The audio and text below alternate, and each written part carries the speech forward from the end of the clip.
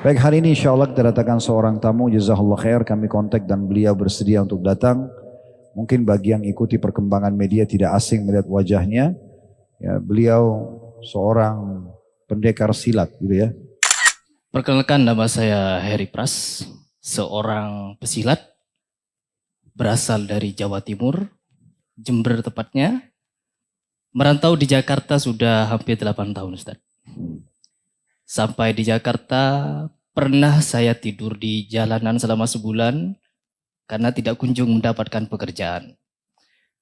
Dan akhirnya saya mencoba untuk menggunakan keahlian saya bela diri untuk mencari pekerjaan, yaitu mencari sanggar-sanggar seni, dan akhirnya masuk ke salah satu sanggar Ananda tepatnya, dan saya bekerja di situ.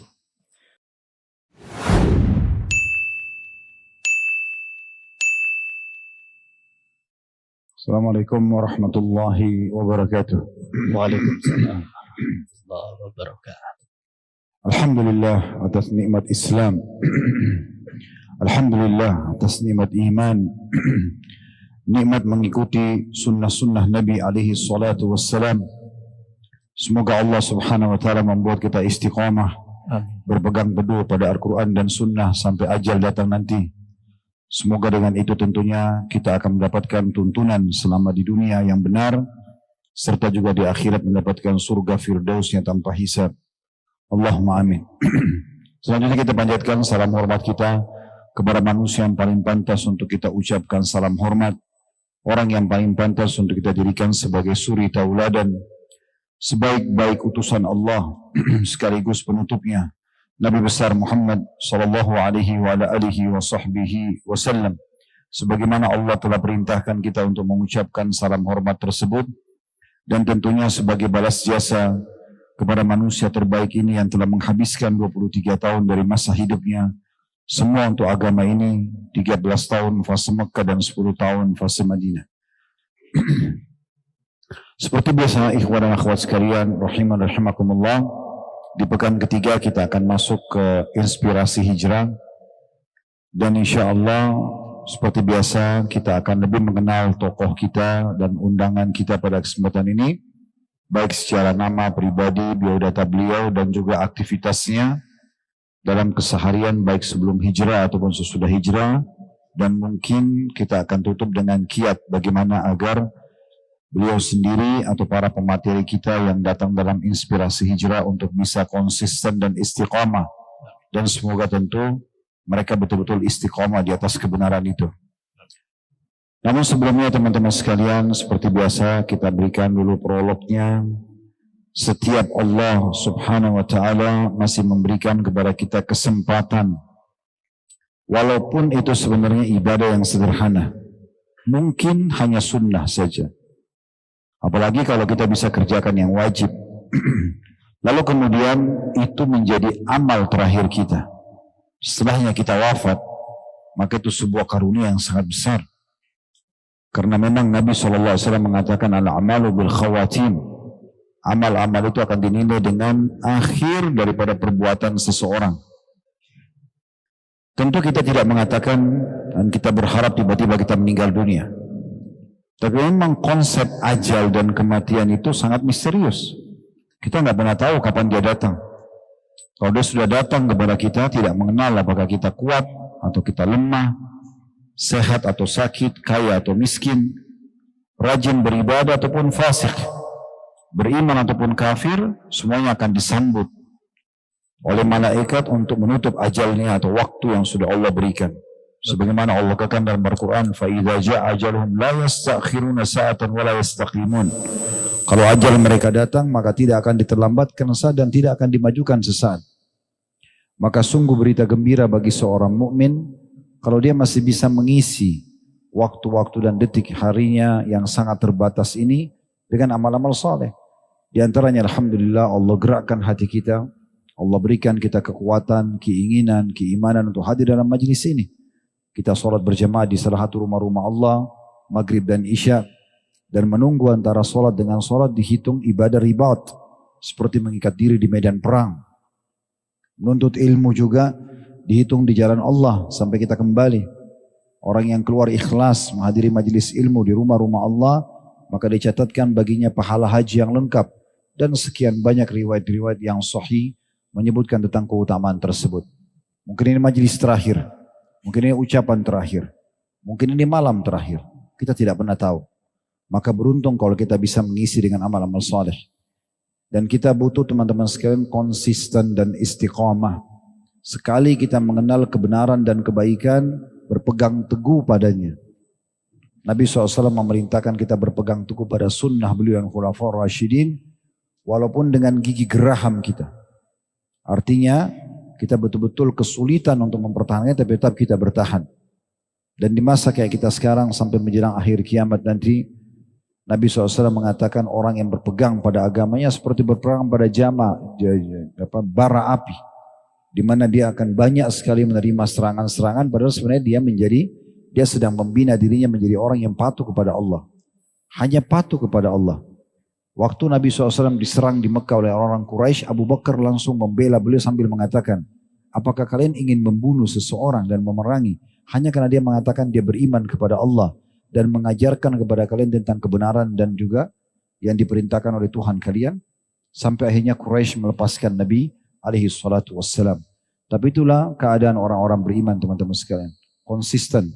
Ingat, Allah memerintahkan kita dalam Al-Quran, وَلَا تَمُوتُنَّ إِلَّا وَأَنْتُمْ مُسْلِمُونَ. Jangan sampai kalian meninggal dunia. Artinya sampai akhir ajal kalian, kecuali kalian dalam keadaan Islam. Menyerahkan diri kepada Allah dan mengamalkan isi Islam itu sendiri. Baik, hari ini insya Allah kita datangkan seorang tamu, jazakallah khair, kami kontak dan beliau bersedia untuk datang. Mungkin bagi yang ikuti perkembangan media tidak asing melihat wajahnya. Ya, beliau seorang pendekar silat gitu ya. Yang kemudian juga sekarang lagi aktif di media untuk membahas atau menepis banyak khurafat-khurafat dan kemudian coba menegakkan kebenaran dengan cuplikan-cuplikan atau data lapangan sehingga akhirnya lebih membuat inspirasi kepada masyarakat kaum muslimin mengetahui mana hak dan mana yang batil. Dan alhamdulillah beliau bisa hadir pada hari ini. Kita persilahkan saja beliau memperkenalkan diri. Fadhal, silakan. Bismillahirrahmanirrahim. Assalamualaikum warahmatullahi wabarakatuh. Waalaikumsalam warahmatullahi wabarakatuh. Perkenalkan, nama saya Heri Pras, seorang pesilat berasal dari Jawa Timur, Jember tepatnya. Merantau di Jakarta sudah hampir 8 tahun, Ustaz. Sampai di Jakarta pernah saya tidur di jalanan selama sebulan karena tidak kunjung mendapatkan pekerjaan. Dan akhirnya saya mencoba untuk menggunakan keahlian saya bela diri untuk mencari pekerjaan, yaitu mencari sanggar-sanggar seni, dan akhirnya masuk ke salah satu sanggar Ananda tepatnya, dan saya bekerja di situ. Menggali ilmu film, ikut film, memproses syuting-syuting kayak gitu, dan membuat saya semakin jauh dengan agama. Menggunakan ilmu bela diri tapi semakin jauh dengan agama, entertain. 2 tahun saya bekerja di situ dan akhirnya saya memilih untuk fokus ke silat saja, ngajar silat, mempromosikan silat melalui YouTube. Mungkin yang sudah kenal saya dari tahun 2019 ya, pertama saya bikin YouTube itu silat, bikin film action yang seru, yang keren, sehingga banyak orang tertarik, Ustaz. Di situ saya cepat menaikkan subscriber YouTube saya, dan saya bisa mempromosikan silat saya kemana-mana dan buka cabang di mana-mana. Dan dari situlah saya bisa berkembang dan keluar dari dunia entertain itu. Sampai akhirnya mungkin teman-teman tahu cerita orang-orang yang mengobok-obok syariat kita.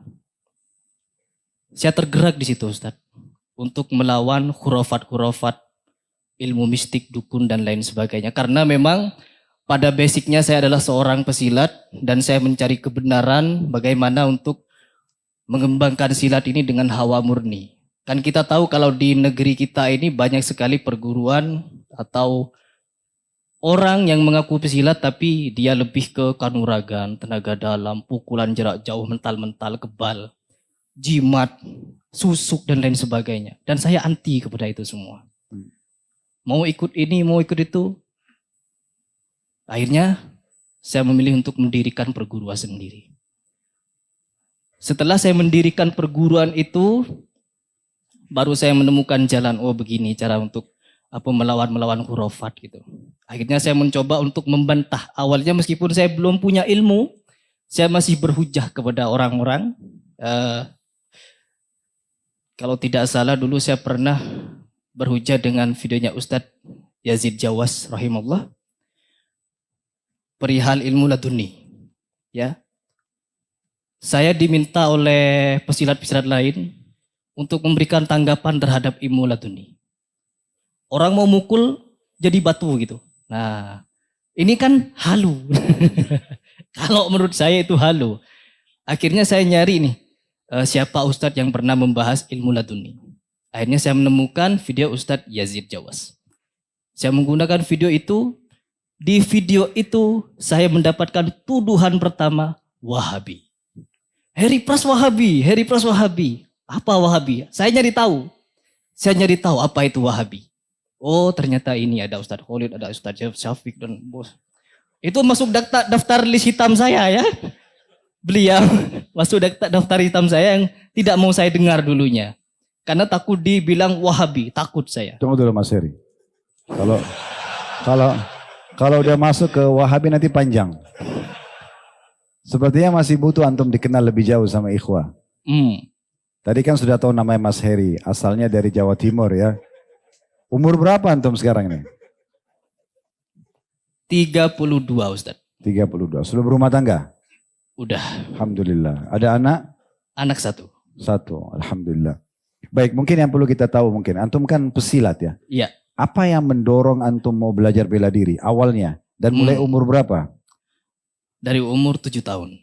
7 tahun. Dari umur 7 tahun sudah saya melihat paman saya, kakak saya, orang tua saya, orang-orang di sekitar saya itu belajar bela diri Ustaz. Jadi saya tiap malam ngelihat mereka, oh nari-nari, nari-nari. Hanya nonton. Habis itu saya dipanggil sama paman. Pras, ayo ikut latihan. Saya datang. Saya nyoba ikut. Sakit semua badan. Pertama latihan sakit semua. Habis itu saya mencoba latihan-latihan tapi belum ketemu jiwanya Ustaz. Berarti ini awalnya ajakan paman? Ajakan paman. Jadi bukan keinginan? Bukan. Oke, terus? Nah, setelah saya beranjak remaja, kelas 1 SMP kalau tidak salah, saya sering dibully. Dibully oleh kawan-kawan ya karena kecil, kurus begini begitu, kayak banci katanya. Ya udah, saya sendirian. Karena jiwa itu masih panas ya, sering belajar bela diri tapi main-main gitu. Saya berusaha serius. Tiap malam paman saya ajak latihan. Tiap malam saya dipukul sini, ditampar, dibanting. Oh gitu rasanya ya. Tapi setelah merasakan sakit itu, percaya diri tuh meningkat gitu. Jadi dibully orang tuh senyum, ketawa gitu. Oh berarti menurut antum konsepnya supaya percaya diri dibully dulu. Dibully dulu gitu ya. Berarti antum harus siap dibully tuh. Jadi ketika sering merasakan sakitnya dipukul gitu kan. Oleh paman saya kan galak dia kan. Keker badannya dia. Ketika dibentak gitu. Dipukul. Disuruh kuda-kuda. Ditendang gitu. Ditendang paha. Dipukul sini gitu. Sampai merah-merah.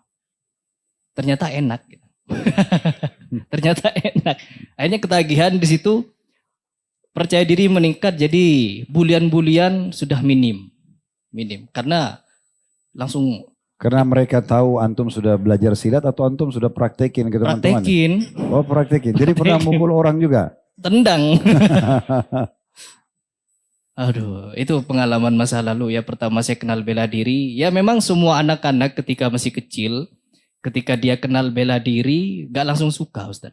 Tapi ketika mental dia sudah kebentuk, pernah dibully orang, pernah di posisi rendah gitu kan, direndahin orang gini-gini. Dia akan muncul sendiri di sininya. Ya seperti saya gitu. Tapi kalau orang atau anak-anak yang mentalnya tidak sekuat itu ketika masuk bela diri, kena bentakan guru, dipukul, begini gitu, disuruh pernafasan, latih pernafasan. Rata-rata mereka itu akan keluar nggak mau lagi. Ini paman yang ngajarin bela diri punya perguruan juga. Enggak, dia tidak mendirikan. Dia hanya meneruskan dari turun-temurun. Ini berarti silat keluarga. Silat keluarga. Yang belajar tuh cuma kerabat-kerabat saja gitu. Oh, berarti ada ilmu khusus itu, ada jurus khusus keluarga gitu. Jurus khusus ada. Ya, Baik, antum belajar sampai level apa sampai sekarang buka perguruan sendiri? Kan biasanya itu untuk buat perguruan berarti harus punya sampai pada level tertentu misalnya menguasai. ya. Di perguruan saya, bukan di perguruan, jadi ilmu bela diri yang paman wariskan kepada saya itu banyak sebenarnya karena saya latihan sama beliau tiap malam ya. Latihan bela diri tradisional. Setelah itu saya merasa gini-gini terus latihannya. Akhirnya saya mencoba untuk belajar ke berbagai perguruan. Pernah belajar taekwondo, pernah karate, capoeira, terus Muay Thai, niru-niru Muay Thai. Habis itu belajar ada perguruan silat juga saya masuk di situ dan saya keluar juga. Karena memang ada sesuatu yang kurang cocok untuk saya. Apa itu? Kurang cocoknya kenapa? Kurang cocoknya karena Berhubungan sama pelanggaran agama atau hanya karena pribadi? Pribadi sebenarnya. Bukan keinginan saya pribadi untuk keluar saja karena latihannya sampai malam begini gitu. Memang kalau saya melihat ada perguruan-perguruan yang mungkin di Indonesia yang lebih mengedepankan ilmu-ilmu dalam gitu kan ya, tenaga dalam gitu-gitu ada. Dan saya sama sekali tidak minat dengan hal itu. Kalau di Jadi- silat keluarga ada pakai gitu nggak? Selama saya belajar belum diajari. Tapi untuk akhir di level terakhir katanya kalau sudah mau disahkan harus begadang semalam, dimandiin pakai kembang gitu 7 rupa atau apa. Pokoknya ada ritual-ritualnya. Antum sudah sempat dimandiin? Enggak. Oh, Karena gak lulus. Ujian terakhir saya gak lulus. Ya ada bekas di sini nih, sayatan pisau. Jadi latihannya rimba gitu. Pakai celurit yang tajam itu loh. Buat dibacok beneran gitu. Tapi kita harus menunjukkan sigap. itu kebal atau tidak gitu. Enggak. Hmm. Melatih mental. Oh, melatih mental. Kalau kan tradisi Madura itu kan keras.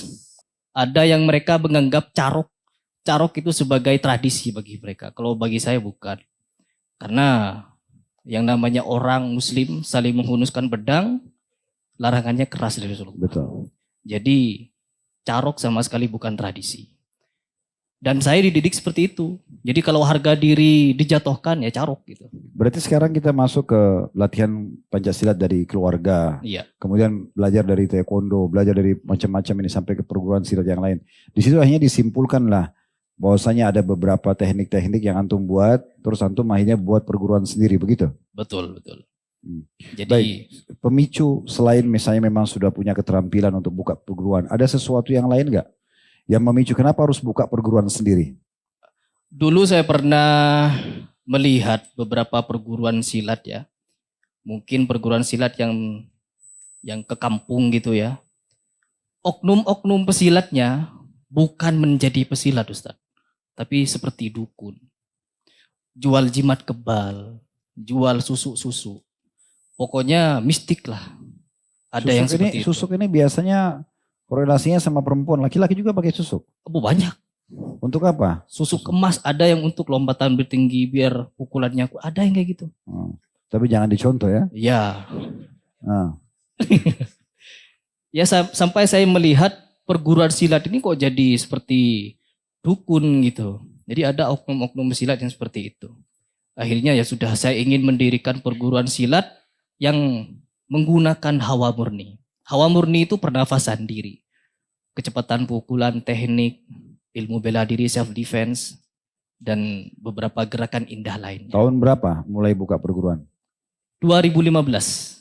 Berarti sekarang sudah 9 tahun. 9 tahun. Tapi resmi saya dirikan tahun 2017. Awalnya cuma ngajar-ngajar dari 2015. Di mana awalnya waktu dibuka? Di kampung. Di mana? Madura? Bukan, di Jember. Oh, di Jember. Di Jember. Jadi pertama buka di situ, akhirnya berkembang. Ya qadarullah saya bisa sampai di Jakarta dan sampai di Jakarta bertemu sama beberapa murid yang bisa ngurus seperti perizinan apa namanya itu? Apa namanya itu? Untuk peresmian gitu. Agar perguruan saya itu tidak ilegal lah. ada perlindungan dari hukum dan HAM. Akhirnya dari situ ya sampai sekarang pindah, jadi pindah dari Jember ke Jakarta pindah. Atau yang di Jember masih ada? Yang di Jember masih ada, masih ada. Malah sekarang ada di Riau pula, ada di Riau, ada di Gresik, ada di Jember, di Jabodetabek ada. Antum sendiri standby-nya di mana? Standby Cibubur. Oh di Cibubur. Berapa total muridnya sekarang? Belum ribuan, mungkin ratusan. Karena selama pandemik, itu kan sebelum pandemik saya sudah ngajar di beberapa tempat, itu sudah ratusan Ustaz.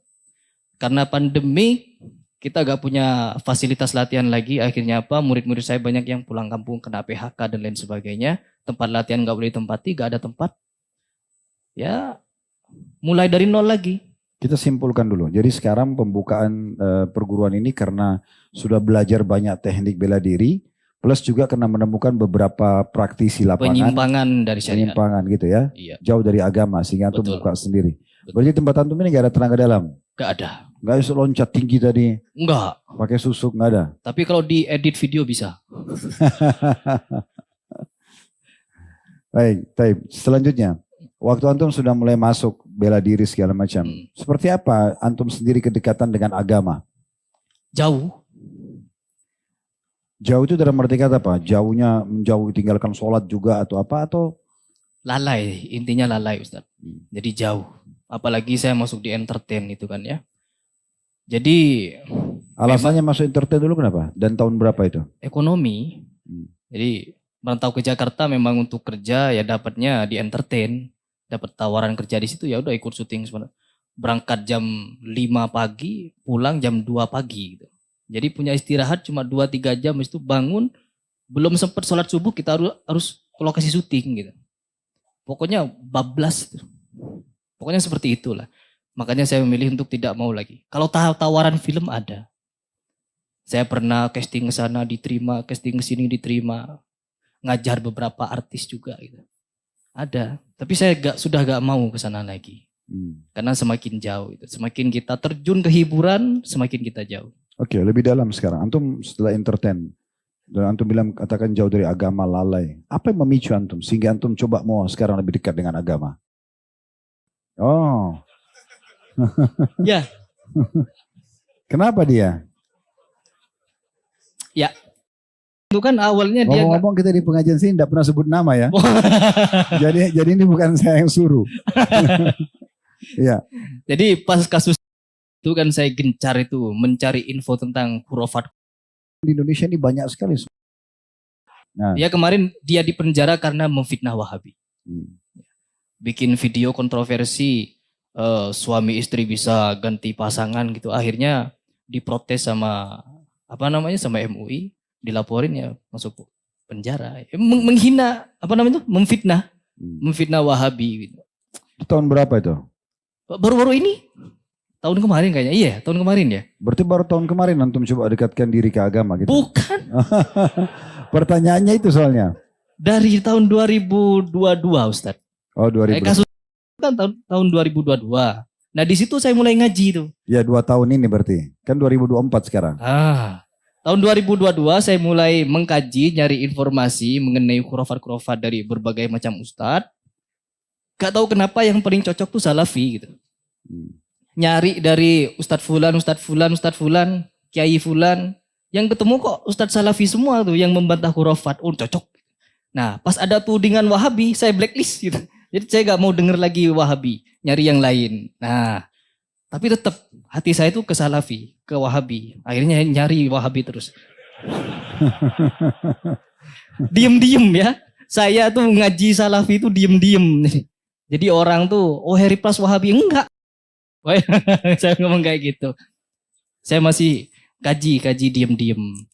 Mendengar berbagai macam fitnah tentang Salafi, tentang Wahabi begini, Wahabi begitu kan. Dengan fitnahan itu saya mencari tahu Ustaz. Artinya sebelumnya antum belum kenal? Belum kenal sama sekali, gak tahu apa Wahabi. Saya cari tahu, saya ikuti kajiannya. Akhirnya saya menemukan kebenaran. Ya, ternyata yang mereka sampaikan itu qala Allah, qala Rasul.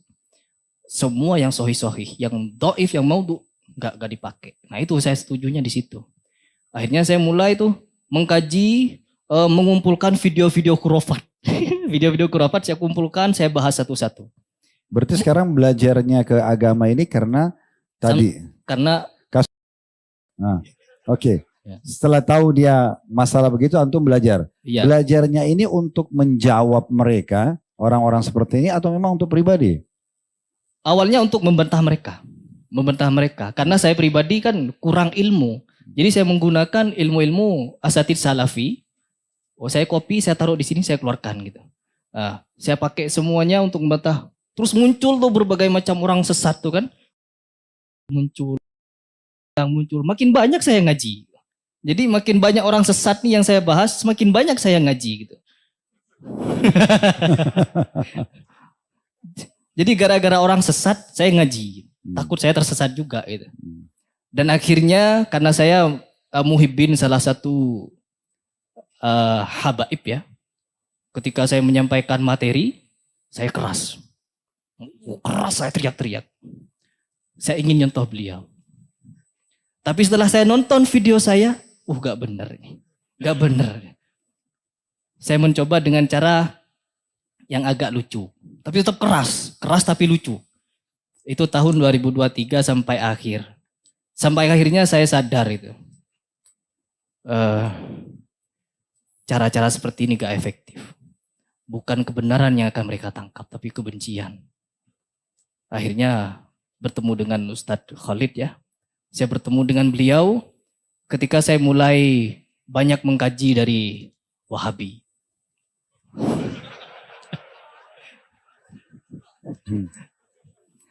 Mengkaji Wahabi, akhirnya saya menemukan kebenaran kalau inilah yang benar-benar harus kita pelajari. Jujur, Ustadz Khalid orang yang saya benci dulu. Saya terima. Karena udah biasa dibenci orang. Ustadz Khalid, Ustadz Syafiq, Ustadz Firanda, apalagi Ustadz Yazid Jawas. Itu paling saya benci dulu juga. Itu list nomor 1 tuh. Nomor 2 beliau. Ya, itu dulu. Makanya pas Gak dibencinya kenapa? Ya karena suka membid'ahkan. Ya. Suka membid'ahkan ini itu kan ya. Padahal setelah saya mengkaji betul-betul, asatid salaf itu mengajak kita untuk beragama dengan cara yang mudah. Itu yang saya lihat. Karena saya pelaku kan. Saya pelaku bid'ah. Saya pelaku ini itu. Ternyata setelah ikut kajian beliau, ya saya menemukan berbagai macam kebenaran bahwa agama itu simple, mudah, gak perlu ribet-ribet, ikuti yang sahih-sahih saja. Akhirnya apa? Semakin saya cinta kepada salafi. Dan qadarullah saya dipertemukan dengan beliau. Itu jujur Ustaz, pertama ketemu antum. Saya mau nangis itu. Ya, saya nahan air mata terus gini-gini. Nggak takut kan, pesilat kok nangis. Wah. Jadi saya meluk beliau pertama ketemu ya.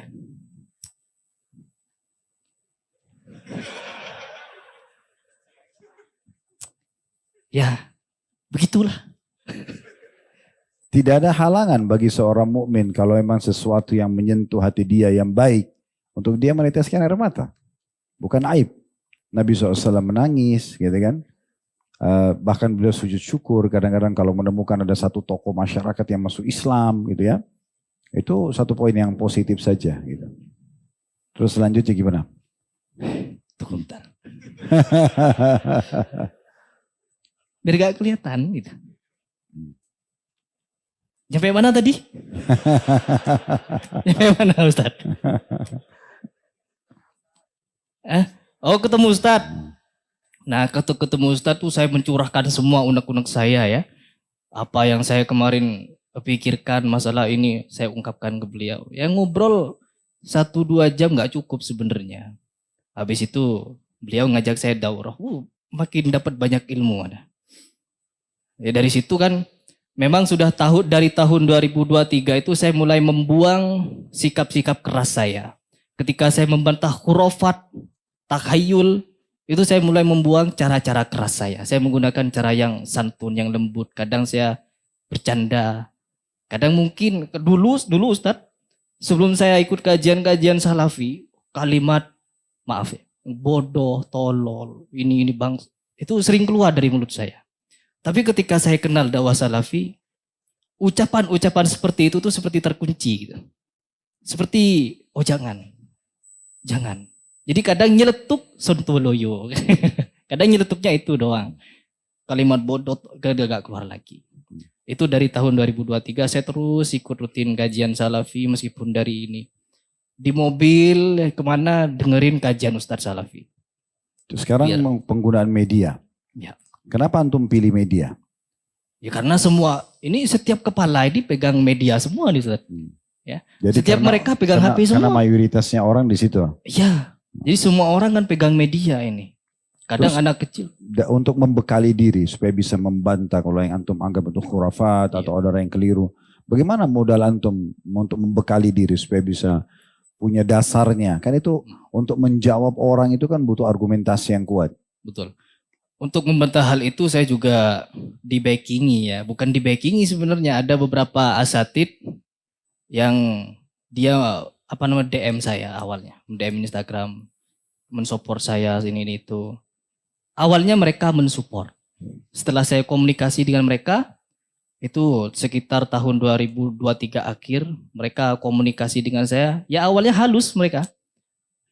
Menghubungi saya, chat seperti, boleh saya sebut? Ustadz Mufi Tholib. Oh, iya. Sama-sama Madura. Beliau kan Madura.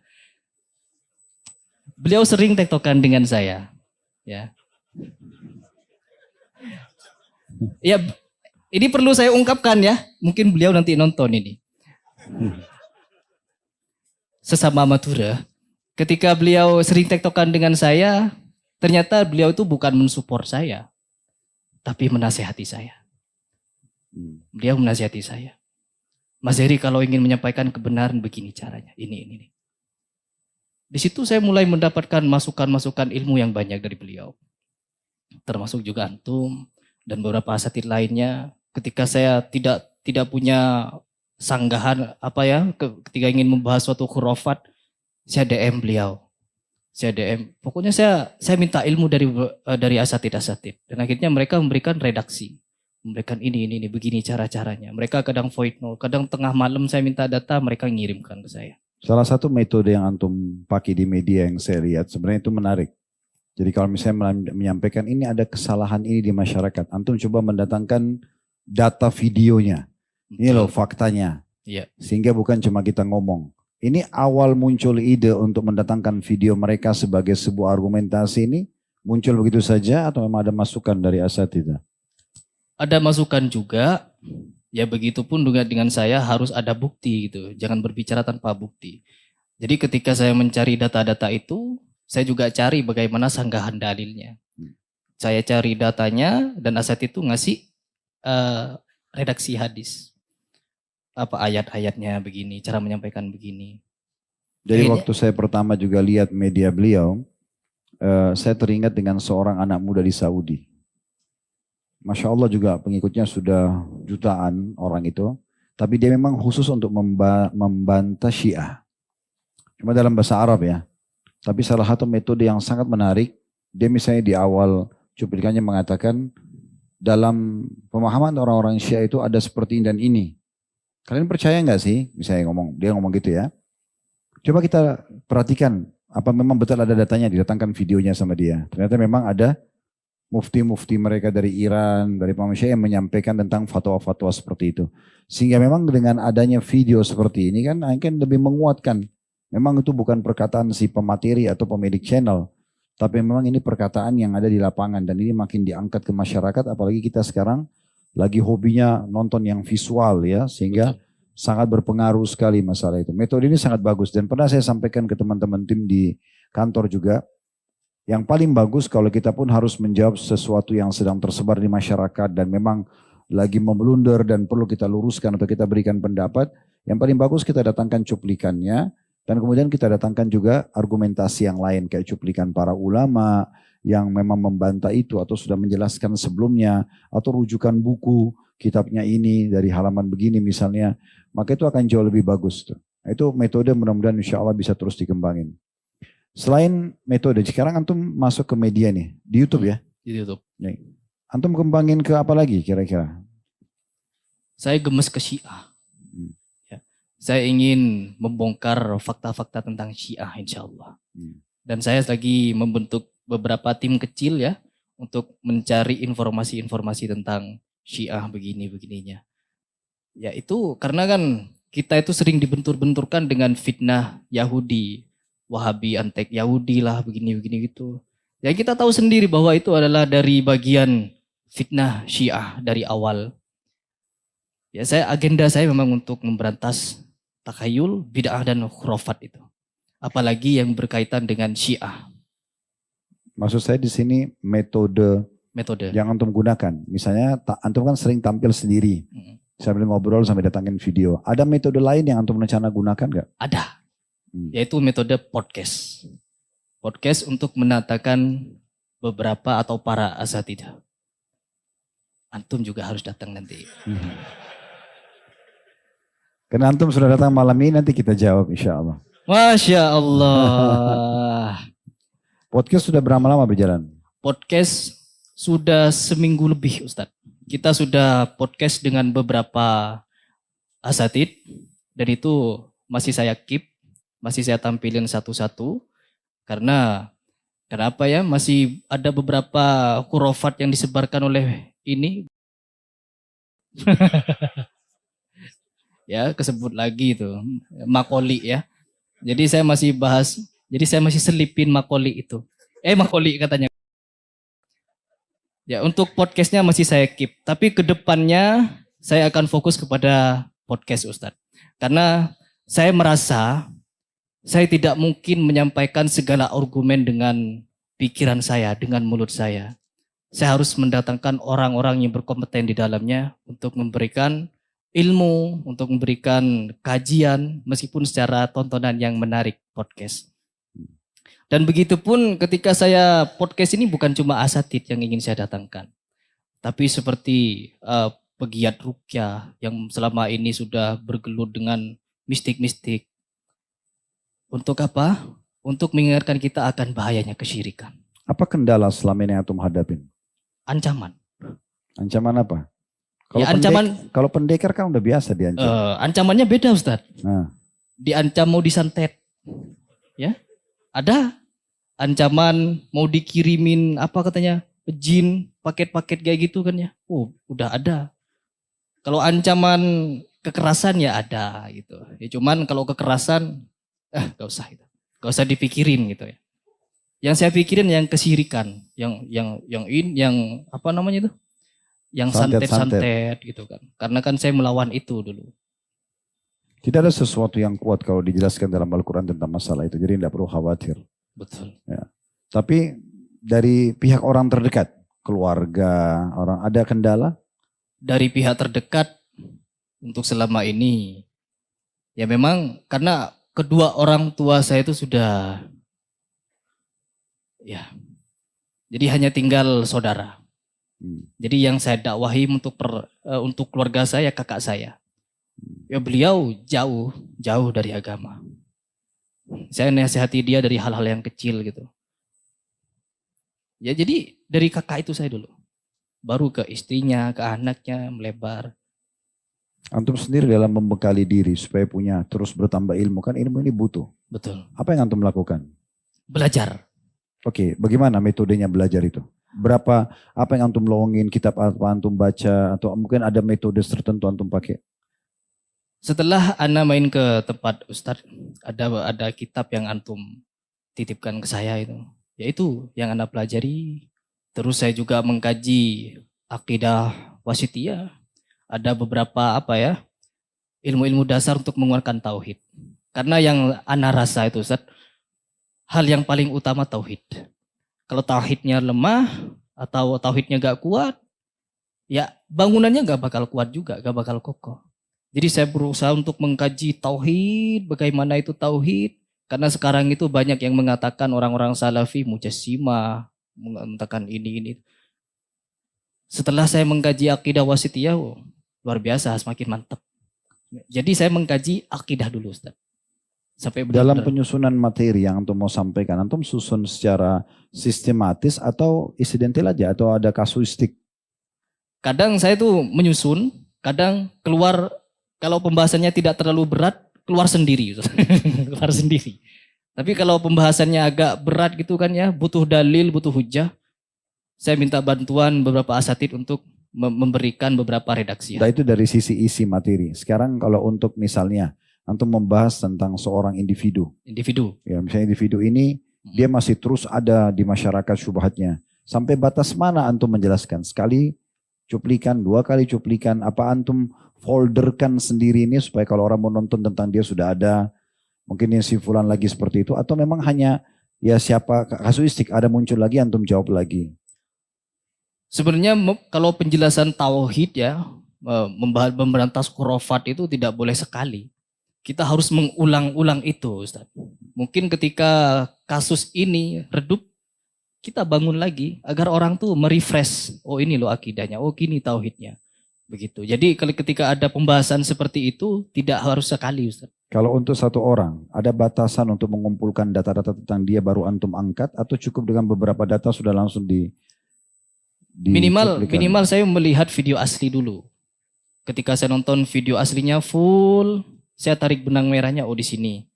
Baru saya komentari. Kalau sebatas ada potongan-potongan viral, kadang saya gak mau bahas. Belajar dari mana nih? Mengenal YouTube, terus kemudian potong-potong cuplikan. Antum ada tim atau sendirian? Sendirian.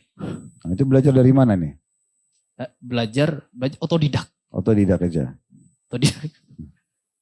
Berarti semuanya orang bisa belajar ya? Betul. Apalagi antum menggunakan, memaksimalkan media di masa sekarang. Semaksimal yang kita mampu, yang penting jangan sampai melampaui batas ya. Seperti antum berbicara di luar daripada kapasitas ilmu antum, atau antum tidak punya asatidz yang bisa membantu meluruskan, atau antum ambil data-data dari mereka, atau antum bicara sebelum cross check dan memastikan tentang kebenaran data, ini semua harus hati-hati sekali. Jadi sekaligus juga kita berikan masukan akhiri tentang masalah itu insya Allah. Setelah tadi antara maghrib isya kita dengarkan dari saudara kita tentunya, true history ya, bagaimana berita dan sejarah yang benar secara pribadi dari seseorang. Terkadang kita bisa ambil pelajaran dari semua itu tentunya teman-teman sekalian. Dan jazakallah khair, akhirnya sudah datang dan juga teman-teman sudah hadir dalam majelis kita ini. Semoga Allah subhanahu wa ta'ala menerima seluruh amal-amal soleh kita, mengampuni dosa-dosa kita, dan juga selalu menyempurnakan ilmu dan amal soleh kita sampai kita nanti meninggal dalam kondisi Allah SWT ridho kepada kita. Dan semoga Allah selalu menjaga negeri kita menjadi negara yang aman, tentram, damai. Seluruh umat Islam di bawah naungan ukhuwah Islamiyah. Dalam hal ibadah mereka kembali kepada Al-Quran dan Sunnah sesuai dengan pemahaman para sahabat, tabi'in, tabi'in dan turun-temurun. Dan juga semoga Allah SWT memberikan petunjuk para pemimpin menjalankan tugas dan amanah dengan baik. Dan menjadikan kita masyarakat yang selalu gotong royong dengan pemerintah selama bukan maksiat kepada Allah Subhanahu wa ta'ala. Dan siapapun yang memberikan keburukan bagi negeri kita, bagi agama kita, semoga Allah kembalikan tipu daya mereka kepada diri mereka sendiri. Dan semoga Allah lunasi utang negeri kita semudah-mudahnya. Dan juga Allah jadikan negeri kita contoh bagi negara-negara yang lain. Dan selalu kita doakan saudara kita di Palestina, terutama di Gaza dan Rafah, serta di negara-negara yang sedang tertindas di Syria, di Yaman, di Ugru, di Burma, dimanapun. Semoga Allah ikhlaskan niat mereka, terima para syuhada mereka, mulakan Islam di tangan mereka dan tangan kita semua, dan semoga Allah menangkan mereka dari musuh-musuh mereka. Allah juga berikan kepada mereka kemerdekaan sempurna sebagaimana Allah berikan kepada kita, dan juga semoga Allah ikut sertakan kita bersama mereka di pahala, baik dengan doa, dengan harta, juga dengan jiwa kita. Dan semoga dengan kemahamuran Allah yang saya yakin sedang melihat kita karena Dia Maha melihat, mendengar kita karena Dia Maha mendengar, agar menyatukan kita semua di surga firdausnya tanpa hisab, mana disatukan dalam majlis ilmu yang mulia ini. Allahumma amin. Wadah benar dari Allah, wadah salah dari saya mohon dimaafkan. Subhanakallahumma bihamdika, asyhadu an la ilaha illa anta astaghfiruka wa atubu ilaik. Wassalamualaikum warahmatullahi wabarakatuh.